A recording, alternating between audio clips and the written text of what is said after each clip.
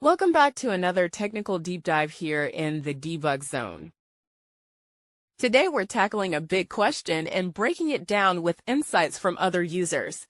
Hopefully this clears up some misconceptions and helps you get the answer you need. So buckle up, stay a little curious, and let's jump right in.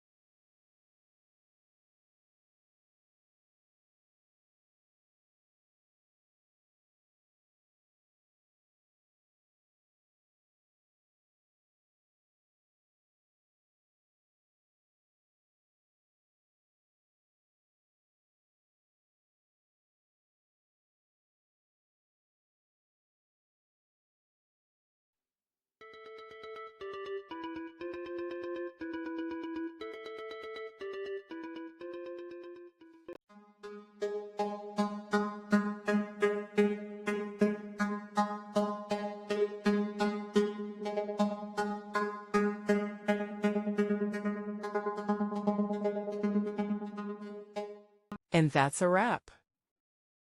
I hope you found the answer you were looking for. If you did, take a second to hit that subscribe button. It really helps out. And let me know in the comments which solution worked best for you. See you next time in the debug zone.